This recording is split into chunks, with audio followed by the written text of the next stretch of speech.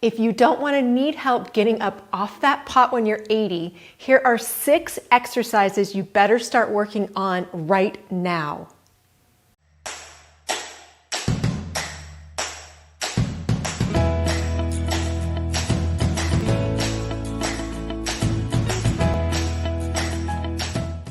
Hello, it's Amy from Be Healthy Enough, doing what I love to do, sharing my knowledge and experience to inspire you to find what being healthy enough means to you. More energy, stronger bones, a better mood. It's no secret why fitting exercise into your day is a good idea.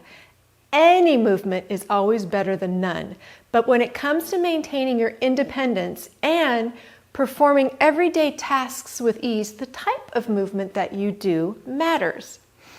According to the Center for Disease Control and Prevention, 61% of adults aged 65 and older are limited in their ability to perform basic actions, just like picking something up off the floor or even just reaching to grab a cereal box from the pantry. You may not do those types of things in the gym, but don't let that fool you. Many everyday tasks mimic the basic exercises we normally do. It's known as functional movements, and being able to perform them is crucial for a long, active life. By performing exercises that mimic the real world movement, you target muscle groups, a bunch of them, and reap full body benefits in less time.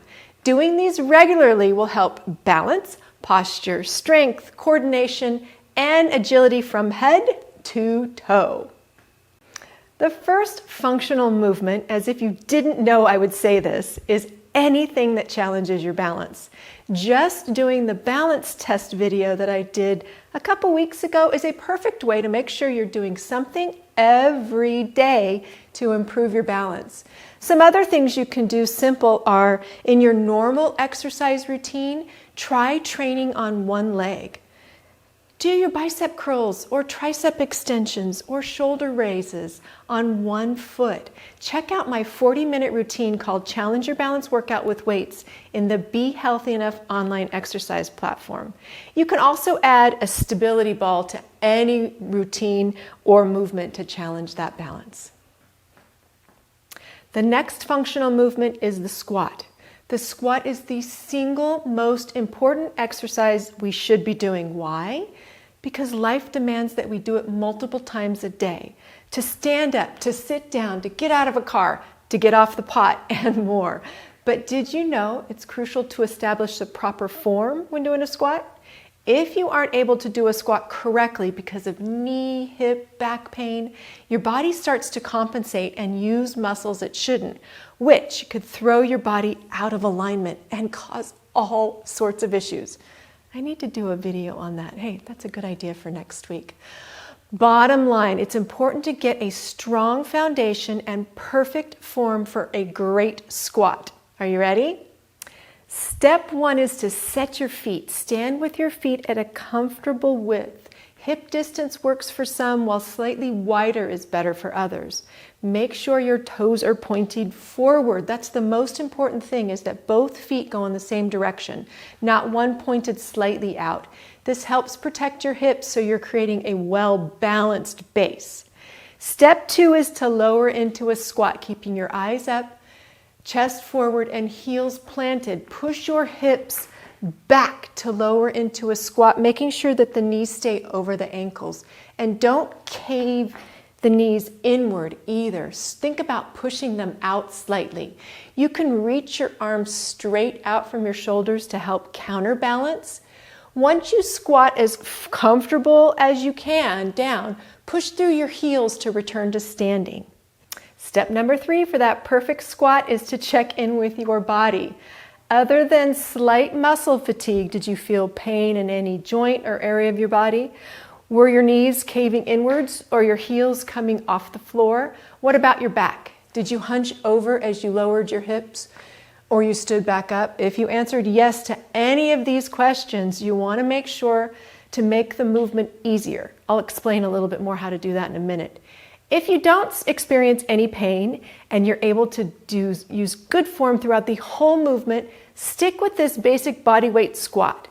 When you can do a full 2 sets of 10 without feeling pain or soreness in your muscles or joints the next few days, then you can make it more challenging. I'll also show you how to do that in a minute. If a bodyweight squat is too challenging for any reason, strength, pain, or mobility issues, you have a few options to make it a little bit easier. First, you can start from a seated position. So get a nice firm chair, sit down, plant your feet, keep your chest up, eyes forward, knees slightly out, and push down through the ground to stand up. Then lower back down to sit in the chair. If that hurts your knees when you do all of that movement, maybe you just start from just doing a little bit of a push up. Just push up a couple inches, and then once you feel some tension, release and sit back down. Even that small range of motion, you'll build up strength in your legs, hips, and core. To make the squats more challenging, of course, just perform more repetitions. If you've been doing 3 sets of 10, try 3 sets of 15 or 4 sets of 8. It just depends on you. Or you could try adding some dumbbells, a medicine ball, a kettlebell, your dog or your young grandchild. Perfect. Why not also change the tempo? Take a full 3 counts to lower down. Pause at the bottom and then slowly push up. This really changes the feel and gives your muscles that challenge that they need. I do this type of tempo change for all of the exercises in my 60-minute total body endurance workout. It's really good. You should try it. If you ever feel too tired or that your form is starting to compromise, stop immediately. Safety first always. The third functional movement is a weighted squat with an overhead lift. This exercise will help build up muscles in your legs, butt, back, arms, and shoulders to help you lift up your kids or your grandkids, pick up that bag of soil for the garden, or maybe even pick up your kitty or doggy when they need a hug. You will need to be able to do a full squat without pain to continue, okay? Stand with your feet hip width apart, holding a light weight or anything in front of you with both hands. Squat down, moving your rear back, remember, keeping your knees over your ankles, and lower the weight to the floor. Keeping your back flat, not hunched over, okay? Return to the start position and lift the weight over your head. Repeat the squat, lower the weight back down. See if you can touch the floor and do that again. If you cannot do a full squat, then just try it. You can try it from a chair first, or just do as far as you can go and just work on the shoulders. Build up slowly and increase the weight as you get stronger. Try 3 sets of 10 and work up to maybe more, or maybe just some heavier weights. The fourth functional movement is to climb stairs while doing a bicep curl. Whether you have stairs at your house that you have to climb, or you can find them somewhere else, using stairs as part of your fitness routine will really keep your legs conditioned and toned. Partnering stair climbing with these bicep curls will strengthen your arms and help you carry things up the stairs easier. This exercise really also gives you a really good cardio boost. Now, I don't have any stairs right here, but most people have them, or they have a few steps around the house. Stand at the base of your stairs, or just the step like I'm doing, and start doing them with the bicep curls, holding a 3 to 8 pound dumbbell depending on where you're at. Climb the stairs, step up and down while performing the curls. If you have a flight of stairs, walk down while just holding the weights. Don't curl, you don't have to curl walking down, and then go back up doing the bicep curls. I'm already getting out of breath. Repeat that 5 to 10 times, increase the size of your weights or the number of stairs you take. This is an awesome workout that you can do anywhere there are stairs. The fifth functional movement is a weighted diagonal reach. When you reach for your boots on the top shelf of your closet, pay attention to how your body moves. One arm typically reaches up while the opposite leg slightly lifts out to the side. This exercise works all the muscles, arms, shoulders, legs, involved with lifting something diagonally overhead as well as lowering it. All right, to perform the exercise, stand tall, holding the weight at your chest with both hands. Lift the weight diagonally overhead to the right, straightening your arms while extending the left leg to the side, making a diagonal line from the weight to your toes. Lower to the start position. And I want you to repeat that 10 to 15 times for each leg. Increase the weight, or you could strap a little weight on your legs for an extra boost. The sixth and final functional movement is simple. Just get down on the floor, sit there comfortably for a few minutes, then get back up. Sitting comfortably on the ground or floor is not an advanced athletic contortion. It is an entry-level physical ability that is crucial for the normal physical function of our bodies. If you don't have the strength, flexibility, and balance to do this most basic of movements, it's a warning sign that you need to rethink your exercise program. Maybe it's missing a key component such as balance training or spending time improving your flexibility, or maybe it's time to join the Be Healthy Enough online exercise platform, wink, wink. Are you ready to try this simple exercise to improve strength and balance? If you're sitting on your butt right now, stand up with me. We're going to easily and lightly get down on the floor and try not to use our hands, okay? If you can't do this yet, don't worry, you can work up to it. Here's a couple ways to do it. The most difficult is to start with your legs crossed. Make sure you have something soft in case you get a hard landing. Now all you do is lower yourself down. See if I can do it with no hands. Oh, a little bit hard bounce right there. That's okay. Let me show you another way to get down on the floor. You can also softly kneel on one knee and then sit down there.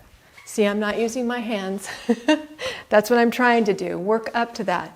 Keep practicing until you can do the first one with ease. Remember, don't thump down hard like I did on the floor. Use your leg muscles to lower softly with shock absorption. When you're down there, this is a key one. Sit straight without rounding your back forward or jutting your hip out. You may need to sit a little differently to keep that back straight. That doesn't matter. Try to sit cross-legged if you can and sit nice and straight for a few minutes. This is work. Now for the really hard part. Try to stand up again without using your hands. Doing this and noting how many times you have to touch anything, they say can predict how long you will live. I'm not sure if I buy into that, but it makes it more fun. Let's see if I can do it. Okay, it takes some momentum. I did it, yay! I did it, no hands. I wonder how long I'm gonna live. I'll have to look that up. You can do this sit and rise exercise several times in a row. Don't be discouraged if you can't do it right away. Just practice, safely though, and you're gonna quickly get stronger and more flexible with better balance. And when your strength improves so much that you can do these 10 times in a row, why not try doing them holding something like maybe your cat or a small child or packages? You can sit and rise from the floor 10 times a day as an isolated exercise. Also try sitting on the floor more often, like when you're watching TV or talking on the phone. Sitting on the floor is not a rare thing, but it is really difficult for a lot of people I know. It is one of the ways that much of the world gets built-in leg exercise and protects their hip joints from stiffening and arthritis and bone loss. In our travels, we've seen grandparents easily lifting their grandchildren and able to squat all the way down. They get bone-building strength, flexibility, and balance training every day through real-life work. They don't need to buy those fancy machines or hire a personal trainer. Oh, I shouldn't be telling you this. To make sure we maintain our independence and not need help getting off that pot when we're 80, we have got to move our bodies. If we don't move our bodies, it's no different than a car sitting in that junkyard or that Tin Man from The Wizard of Oz. We will eventually rust. In our bodies, rust shows up as joint dysfunction, degenerative joint disease, and other issues that arise from lack of use. To stay rust-free, get some movement in every day, and better yet, sneak in these 6 functional movements into your exercise routine. Once you get them down, you can put them all together for a quick workout that can be done anywhere. I did them all together the other day, and it took less than 20 minutes. That's it. Remember, if you liked this information, don't forget to give me a thumbs up and then also subscribe. I hope you have a great day, and I'll see you in the next video.